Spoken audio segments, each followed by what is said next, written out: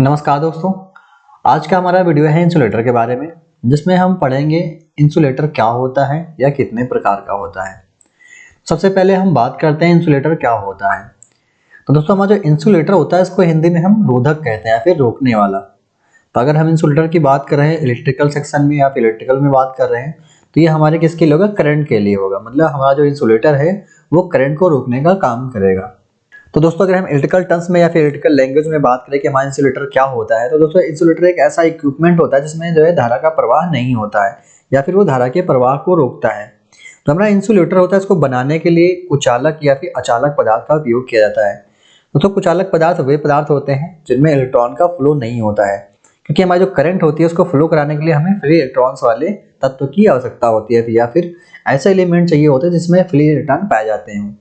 जबकि हमारा जो कुचालक होता है या फिर जो हमारा अचालक होता है उसमें क्या होता है, फ्री इलेक्ट्रॉन्स नहीं पाए जाते हैं, जिसके कारण उसमें जो है धारा का प्रवाह नहीं होता है।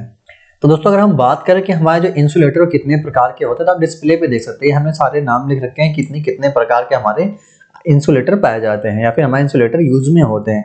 जैसा कि सबसे पहला हमारा डिस्क इंसुलेटर, दूसरा हमारा पोस्ट इंसुलेटर, तीसरा है पिन इंसुलेटर और चौथा हमारा स्ट्रैंड इंसुलेटर, पांचवा हमारा है सस्पेंशन इंसुलेटर और छठा हमारा है सेकल इंसुलेटर और सातवां हमारा है स्टे इंसुलेटर और जो हमारा आठवां है ये पॉलीमर इंसुलेटर है। बाकी दोस्तों ये जो है ये अलग इंसुलेटर हमारे ग्लास टाइप के इंसुलेटर और लॉन्ग रॉड इंसुलेटर, इनके बारे में हम नेक्स्ट वीडियो में बात करेंगे, इसलिए इसको अभी हम एक्सप्लेन नहीं करते हैं। तो सबसे पहले हम बात करते हैं कि हमारा जो डिस्क इंसुलेटर होता है वो आखिर क्या होता है, उसको डिस्क इंसुलेटर हम क्यों कहते हैं। तो जैसा कि आप इमेज में देख सकते हैं, ये जो हमारा ये है डिस्क इंसुलेटर है। दोस्तों इसके नाम से ही मालूम हो रहा है डिस्क। डिस्क को अगर हम हिंदी में कन्वर्ट करें तो हमारा डिस्क मतलब क्या था? तस्तरी। तो हमारा जो इंसुलेटर होता है इसकी बनावट के आधार पर इसका नाम रखा गया है, क्योंकि इसका अगर ये हटा दिया जाए तो एक तस्तरी की तरह इसका आकार है, इसलिए इसको हम डिस्क इंसुलेटर कहते हैं। दोस्तों, हमारा जो डिस्क इंसुलेटर होता है इसका यूज हम कहाँ पर करते हैं? हमारी जो ट्रांसमिशन लाइन होती है, हमारी डिस्ट्रीब्यूशन लाइन होती है, उसमें कंडक्टर को पोल पे होल्ड कराने के लिए यूज करते हैं। दोस्तों, इंसुलेटर की जरूरत क्यों पड़ती है? ताकि हमारे जो कंडक्टर है उनमें फ्लो होने लिए करंट हमारे जो आयरन पोल से या फिर जीआई पोल जो भी होते हैं उनमें फ्लो ना हो पाए। दोस्तों, अगर हम इसकी कैपेसिटी की बात करें तो दोस्तों इसकी कैपेसिटी 11 केवीए होती है। मतलब हमारा जो डिस्क आइसोलेटर है इसमें 11 केवीए तक की करंट फ्लो होने वाले कंडक्टर को हम होल्ड कर सकते हैं। बट कई सारी डिस्क को जोड़ करके हम इनकी कैपेसिटी को बढ़ा सकते हैं। इस तरह से हमें ये मालूम होता है कि अगर हमारी जो ट्रांसमिशन लाइन है, अगर उनके डिस्क को काउंट कर ले हम, अगर मान लीजिए 1 डिस्क है मतलब वो 11 केवीए की लाइन है, अगर उसमें 3 डिस्क है मतलब वो 33 केवीए की लाइन है। दोस्तों, कितनी डिस्क कितने केवीए में लगेंगी इसका फॉर्मूला भी होता है। जैसे n इक्वल टू दोस्तों फॉर्मूला होता है v upon √3 into 11 kV into, दोस्तों इंटू नहीं, यहाँ पे प्लस हो जाएगा, प्लस सेफ्टी फैक्टर। दोस्तों सेफ्टी फैक्टर हमेशा जो है 10 लेते हैं, हम इसको हम 10 लेते हैं।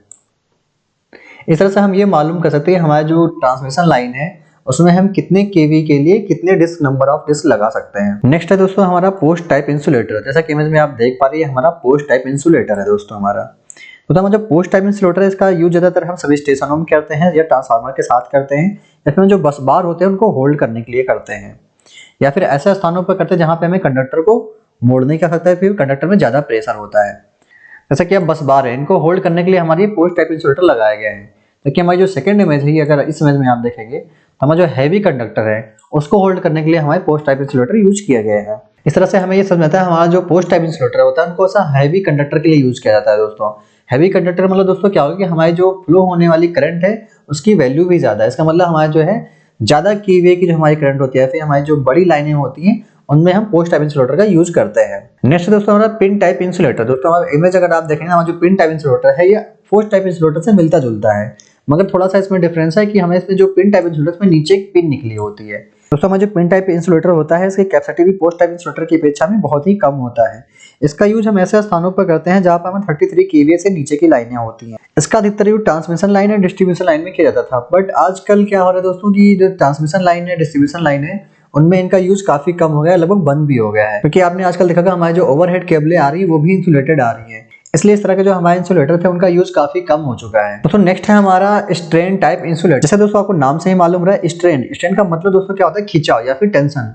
मतलब कि इस इंसुलेटर का यूज ऐसी जगह पर करते हैं जहां पर स्ट्रेन या फिर खिंचाव ज्यादा होता है, इसलिए इसका यूज ऐसे स्थानों पर किया जाता है जहां पर दो पोलों के बीच की डिस्टेंस अधिक होती है या फिर इसकी लेंथ ज्यादा होती है कंडक्टर की, वहां पर हम इस तरह के इंसुलेटर का यूज करते हैं। इस तरह के दोस्तों इंसुलेटर का यूज ऐसे स्थानों पर भी करते हैं जहाँ पर दो अलग अलग लाइनों को आपस में जोड़ा जाता है। जैसा कि हमारी जो रेलवे लाइनें होती हैं, आपने कई बार देखा होगा, क्योंकि कुछ इस तरह से दिखती है हमें। इस तरह का हमारा जो ज्वाइंट होता है कि हमें दो अलग अलग लाइनों को आपस में जोड़ा जाता है।